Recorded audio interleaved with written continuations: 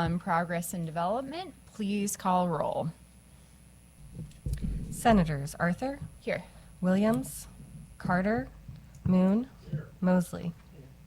Thank you all for being here. We'll go ahead and get started. And the first bill we'll hear today is Senate Bill 973. You're up. Senator Mosley, please begin whenever you're ready.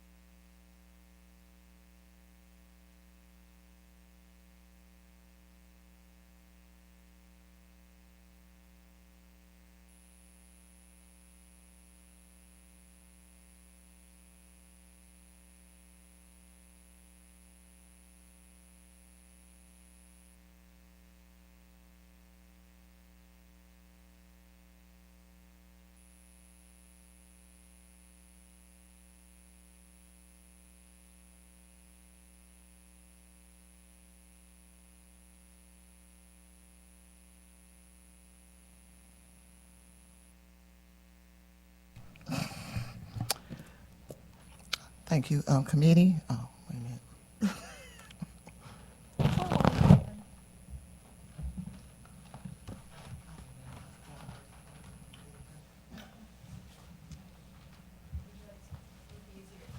I'm ready. All right. Hi, I'm Senator Angela Walton Mosley, representing the 13th Senatorial District. Thank you, Chairwoman, for allowing me to hear this bill today, and thank you for to the committee. This bill is SB973, establishes a restaurant meals program as part of the Supplemental Nutrition Assistance Program. This act requires the Department of Social Services to establish a restaurant meals program as part of the Supplemental Nutrition Assistance Program. Under this program, households containing certain elderly, disabled, or homeless individuals shall have the option, in accordance with federal law, to redeem their SNAP benefits at private establishments that contract with the Department to offer meals, including hot meals intended for immediate consumption for eligible persons at concessional price. And that's the summary of the bill. Thank you, Senator. Any questions? Senator Moon? Good afternoon, Senator Mosley. I don't remember the fiscal note on the bill last year. Is this similar? And if so, was there a fiscal note last year as well? Do you recall? Yes, it is. Okay. Is it pretty close to the same? Yes. Okay. Thank you. Thank you very much. Any other questions? Seeing none, we'll take the first witness in support. Please remember to fill out a witness form.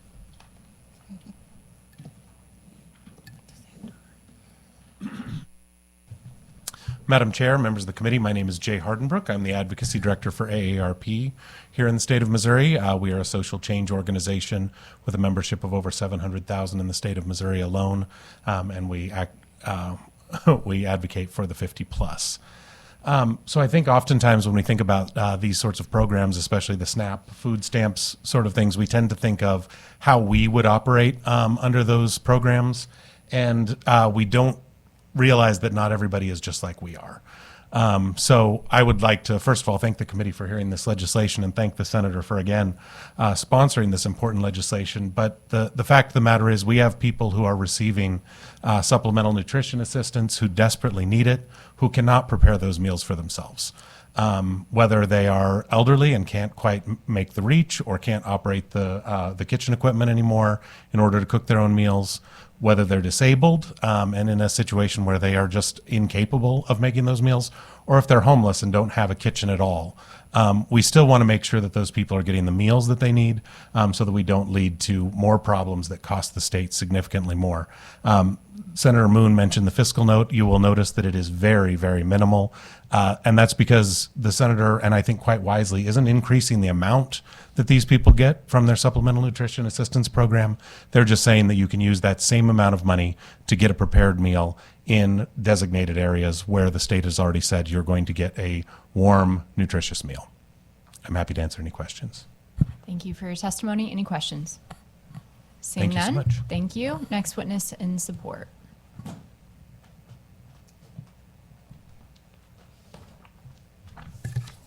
Good afternoon, Senator. Thank you for allowing me to speak today. Just a few points to kind of expound on what this bill would and would not do.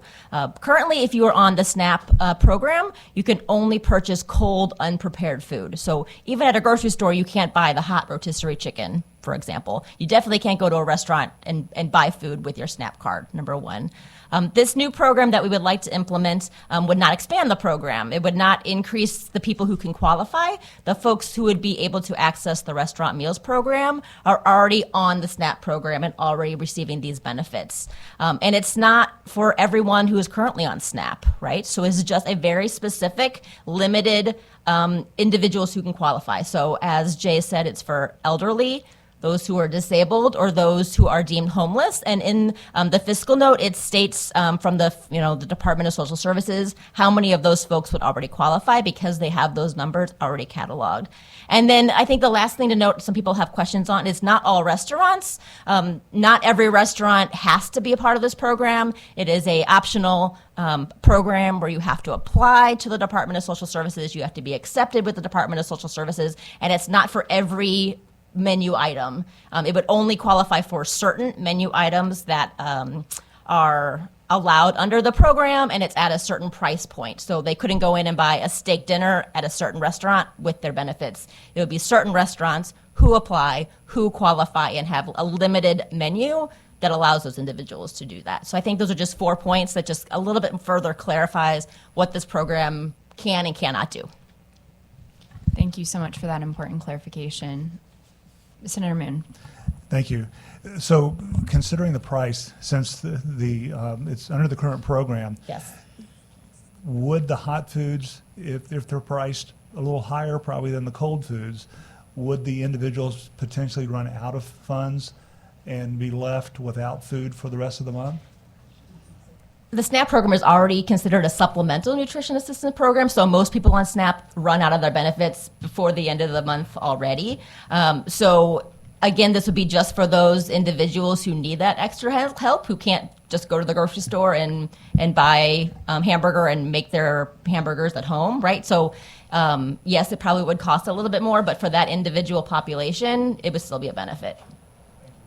Thank you. And one last important thing. For the record, would you mind reminding us who you are and if you're here on behalf of... Yes, Christine Woody, Empower Missouri. I apologize if I did not do that beforehand. Okay, thank you very much. Yes. And also, I'll add that they'll be on concessional prices, which is a special price, which is lower than the normal one. So it won't be the normal price that they normally charge. Thank you very much. We'll take the next witness here to testify in support.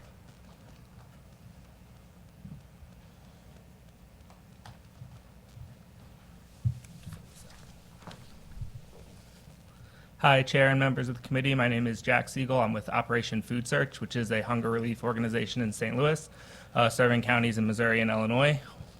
A lot of the previous speakers made the points that I wanted to make, which basically says that, the folks that qualify for access to SNAP benefits should be able to use those benefits.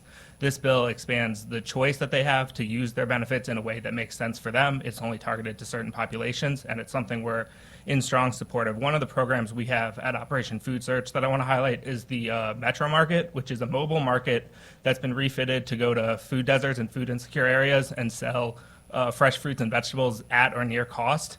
And a big population that they serve is seniors, and they would be benefited by a bill like this. So we want to thank the sponsor for bringing it up and the committee for hearing it, and go on record in support.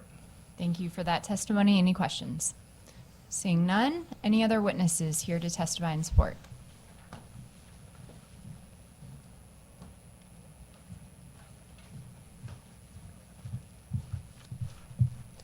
Hello, Chair and committee members. My name is Emma Shankland. I'm here today from the Greater KC Food Policy Coalition, which is a part of KC Healthy Kids.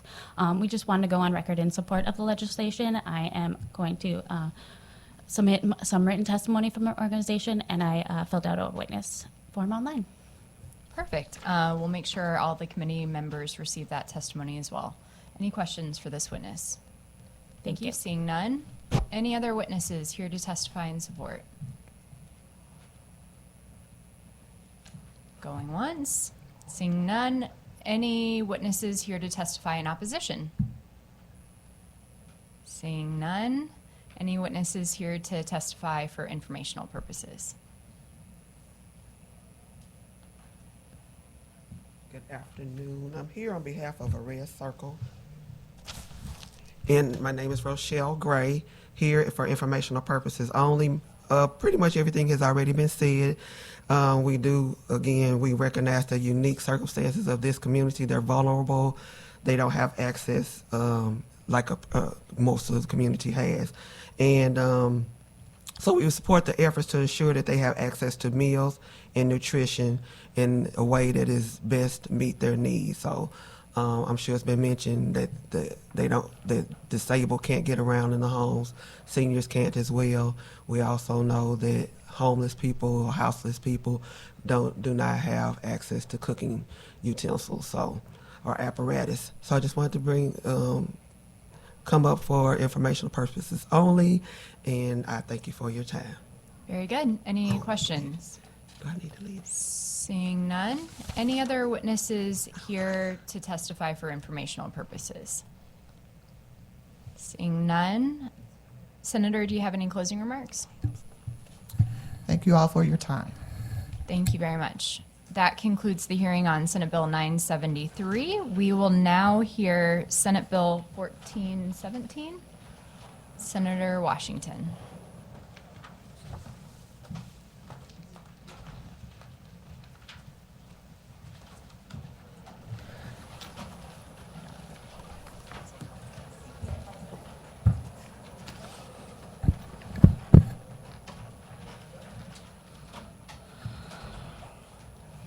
Good afternoon.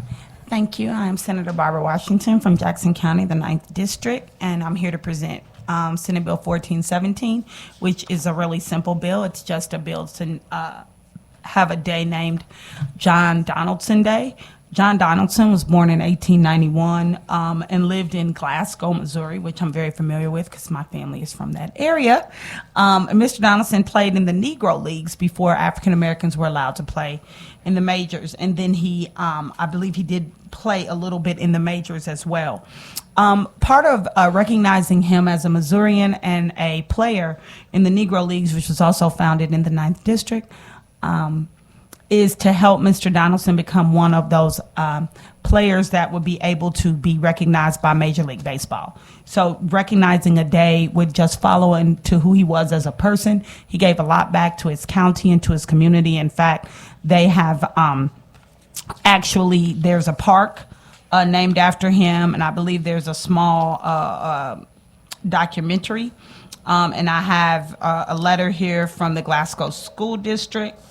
And also a letter from the Donaldson Network, which is basically a young man just kind of fell in love with Negro League Baseball and Mr. Donaldson because of who he was as a person.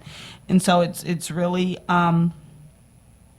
kind of really basic, and we just want to recognize one of our own. Many of the Negro League players were not native Missourians. He was a native Missourian from a small town, and he was able to make it. And so we just want to get him recognized so that we can hopefully work with the Negro Leagues to get him recognized in Major League Baseball as well. Thank you very much. Any questions for Senator Washington? Senator Moon, let's proceed. Senator, thank you for that presentation. I want to make sure I understood. So this is a step for recognition by Major League Baseball? Yes. Okay. Yeah, is and that- he's been dead a long time. Yeah. Like 54 years. Yeah. I wasn't aware of that requirement. Is that? It is not a requirement, but it is how we were able to get Buck O'Neil in. Satchel Paige was not that big of a problem because Satchel Paige played a significant amount longer, and Satchel Paige is the first black person to pitch and I think he might be even the first black in the American League. So Gotcha. we knew Satchel would be easy, but Buck O'Neil, who was more of a manager, he's actually the first African American manager in Major League Baseball. But it took a lot, so recognizing him here and doing some other things was what helped us finally get him in the Hall a couple of years ago. Very good. Thank you. Thanks. Thank you. Any other questions? Seeing none, we'll call the first witness in support. Please come forward and proceed.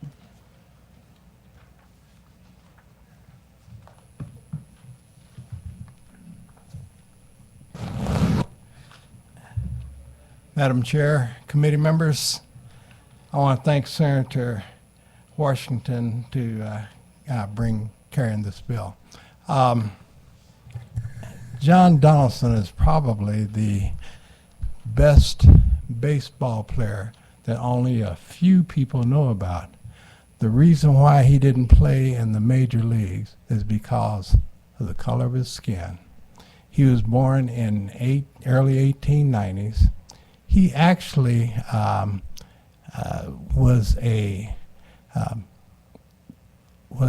he helped Satchel Paige develop his pitches. He's about 20 years older than Satchel Paige.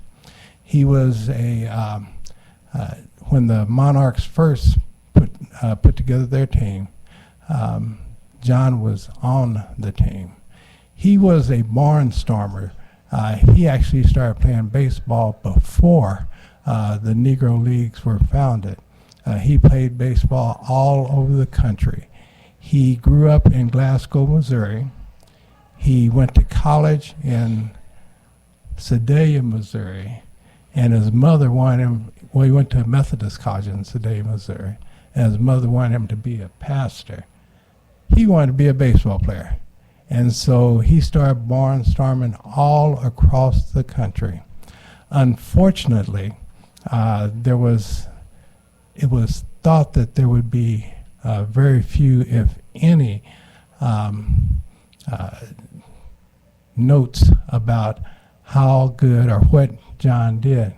He was a left-handed pitcher, and if anybody who's involved in baseball, a left-handed pitcher, if you get a good one, you know, you're gonna play him. But if he's a great one, like John Donaldson was, you're gonna go after him like nobody else. So he barnstormed all over the United States, and we are very happy that that we want to support this bill that the senator has brought, and we're looking for more support for the state of Missouri and for one of their native sons, John Donaldson. Thank you so much for that history and for your testimony. I know for many of us you need no introduction, but for the record, would you mind saying your name and who you're here I on am behalf so of? sorry. My name is Benny Lewis. I'm a registered lobbyist, and today I'm representing the Negro League Baseball Museum. Thank you very much. Yeah, Mr. Thank you. Moon. Mr. Lewis, are you sure that Mr. Donaldson has passed away? Because I looked him up and I thought I was looking at Kevin Wyndham. Yeah, well, There's a little bit of a resemblance. thank you so much. You know, you have to talk to Kevin about that, I and think I he'll be will. more than happy to make he'll evaluate that. I'm sure I'm exaggerating a little bit, but there is a little bit of a resemblance, it looks like. So anyway, thank you for your testimony. Sure. Any other questions? Seeing none, thank you very much. Any other witnesses here to testify in support? Seeing none, any witnesses here to testify in opposition? Seeing none, any witnesses here for informational purposes? Seeing none, Senator Washington, thank you. Any closing remarks? I did forget to mention he was the first African American scout in Major League Baseball. So he is really someone that we don't need to stop with honoring. And yes, he's been dead almost as long as I've been alive. So. Thank you very much. That concludes the hearing on Senate Bill 1417. And I'll make a motion that we go into executive session. Do I have a second? Second. All those in favor say aye. Aye. Any opposed say no. The ayes appear to have it. We're now in executive session. And I now move that we take up Senate Bill 890. Do I have a second? All in favor say aye. Aye. Any opposed? No. The ayes appear to have it. The ayes have it. The bill is now before the committee. I now move that we vote Senate Bill 890 out of committee do pass. Do I have a second?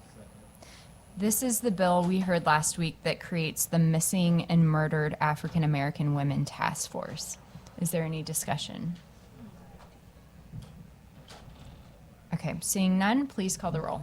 Senators Arthur, Aye. Williams, Carter, Moon, Mosley. No, oh, sorry. By your vote of 5-0, we have do pass Senate Bill 890. I now move that we take up Senate Bill 969. Do I have a second? All those in favor say aye. Any opposed say no. The ayes appear to have it. The ayes do have it. The bill is before the committee. I now move that we vote Senate Bill 969 out of committee do pass. Do I have a second? Thank you. This is the bill we heard last week that creates new provisions on discriminatory practices relating to hair. Any discussion? Seeing none, please call the roll. Senators Arthur, Aye. Williams, Carter,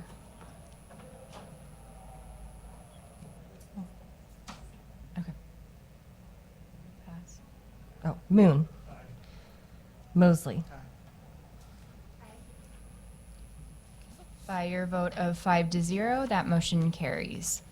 I now move that we take up Senate Bill 1099. Do I have a second? All in favor say aye. Aye. Any opposed say no. The ayes appear to have it. The ayes do have it. The bill is before the committee. I now move that we vote Senate Bill 1099 out of committee do pass. Do I have a second? Thank you. This is the bill we heard last week that establishes the Cronkite New Voices Act to protect the freedom of press and school-sponsored media. Is there any discussion? Seeing none, please call the roll. Senators Arthur, Aye. Williams, Carter, Moon, Mosley. By your vote of 3-2, that motion passes and the Senate Bill 1099 has been voted out of committee do pass. I now make a motion that we leave executive session. Do I have a second? All in favor say aye. Aye. Any opposed say no. The ayes have it. I now make a motion we adjourn. Do I have a second? We're adjourned.